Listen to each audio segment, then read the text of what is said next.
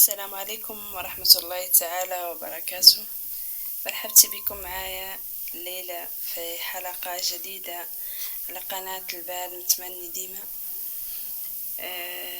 مرحبا باللي انضم للقناة ومشكورين حتى على انضمامكم لنا وعلى تشجيعكم وتحفيزكم وكلماتكم الطيبة. الله يجازيكم إن شاء الله.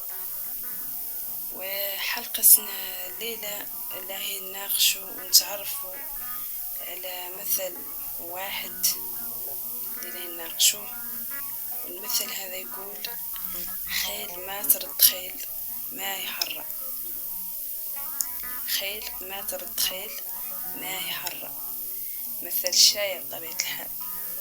غير سابق نتخطاو لشرح المثل ومعانيه، إلهي بعد نتعرفوا على ياسر من المسميات والألفاظ اللي تخص الخيل. إن شاء الله تكون حلقة زينة وتعود مفيدة، ومرحبتي بكم. أتمنى تكملوا الفيديو للآخر، وإن شاء الله تعود حلقة مفيدة لي ولكم. وأني بكم ومرحبتي، تفضلوا معي.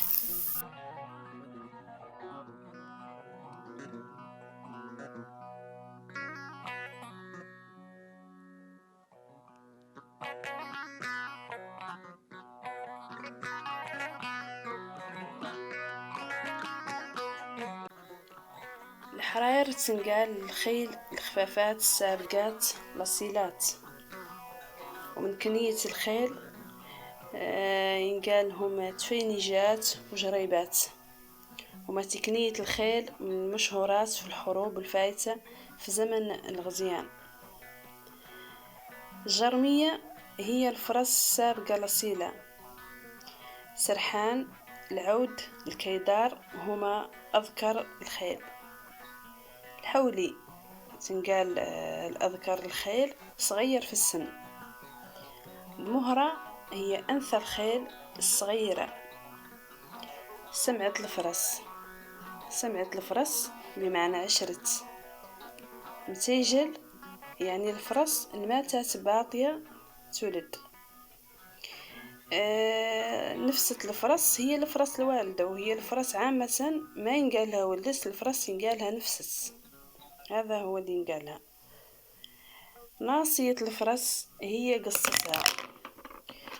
ويقول المثل: ألا قصاصي ولا نواصي ولا ديقة من ديقات العرب. الركمة هي نقطة بيضة تعود في شفة الفرس ولا في وجهها.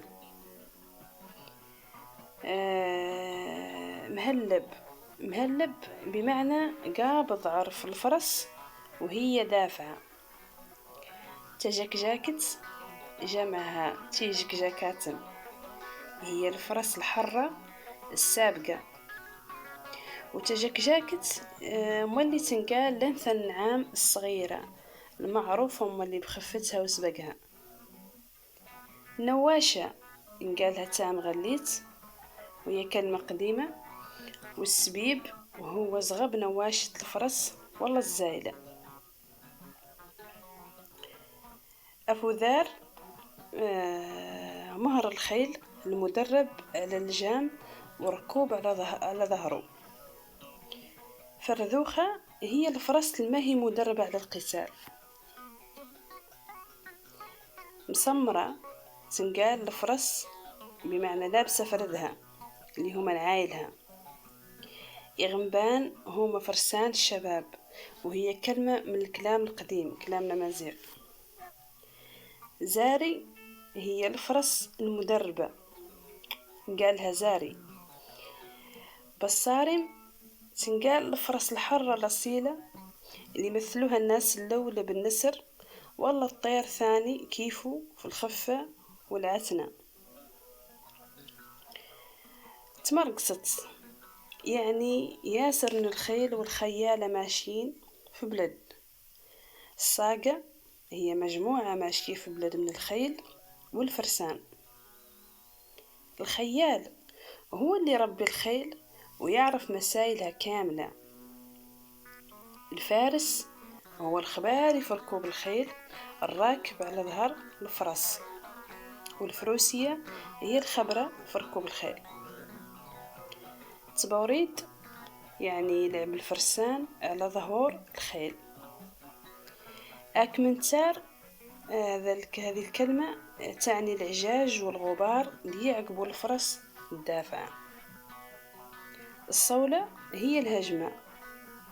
الحسكة جمعها حسك، هي الحديدة اللي تعود فم الفرس وتوقف بيها وترتد وتوجه بيها هاك وهاك.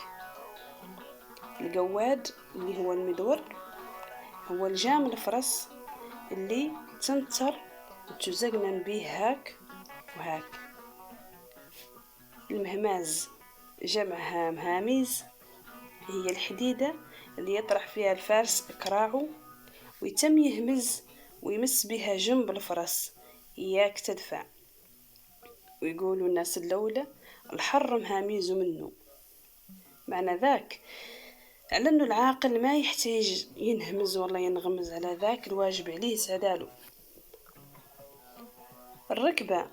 الركبة هي ركاب السرز، وهو البلد اللي يدير فيه الفارس كراعه. السماط هو تماق السرز.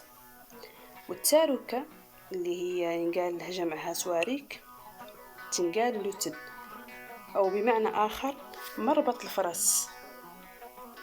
العنان هو الجام الفرس. الشرماط جمع شراميط تنقال لسرز الفرس. والتشرميط يعني حفول والزخرفة اللي يزخرف بها السرز. حمس الفرس يعني وجدها للز ولا الحرب. الفرس حودست بمعنى على أن مولاها ما تسلم تحكم فيها ومنعت منه. الفرس تتخرنق يعني تسن تتمايل بها الطربة والخفة. تدياك يعني تديك تمشي مشي تديك وتدلي عرفها وترقص. كلشانة يعني بلا كرش البيقة، وذاك يدل على تحريرها وخفتها وشطارتها في الحرب. المرد هو بلد خاص باللز.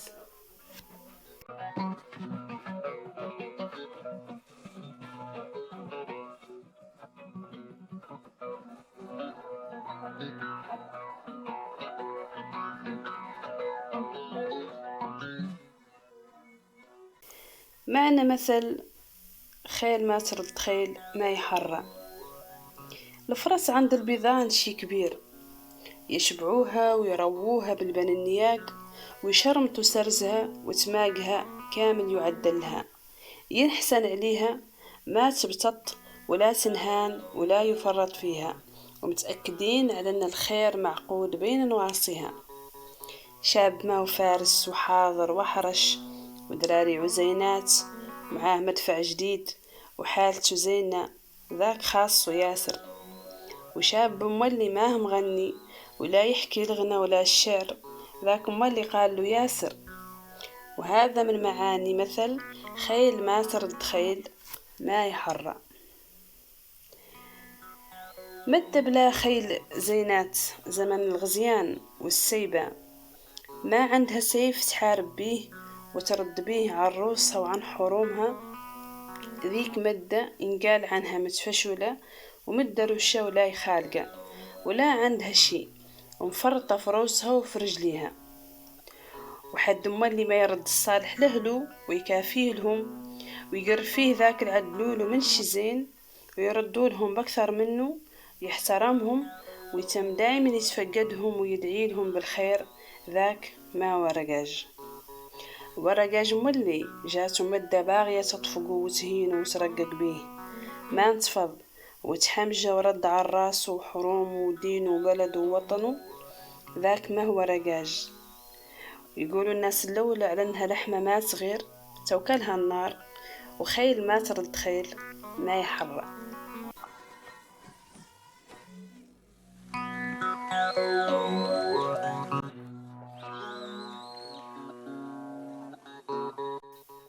الخيل الأصيل فيها مميزات اللي جعلتها عندها مكانة خاصة عند الناس بشكل كبير.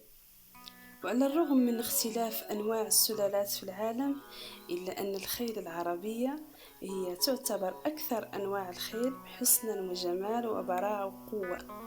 ذاك العرب ديما يفتخروا ويعتزوا بها. هذه هي نهاية حلقتنا الليلة. نتمنى الموضوع إن شاء الله ينال إعجابكم، ونتمنى الشرح هم اللي يوصلكم، وشاكرا اللي كامل تابع الحلقة إلى نهايتها. ولا نختموا الحلقة بقاف قايل المؤلف عن الخيل وما على بس. قد طرقعنا في خيام الشق، وصبرنا المرار معنا، قد قبضنا المدافع حق، ورخينا للخيل العنا.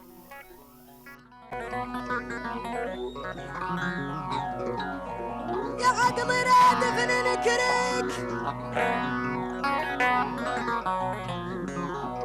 رادف نكرك، شعر الراقب وافطر عنك، ويلي قسم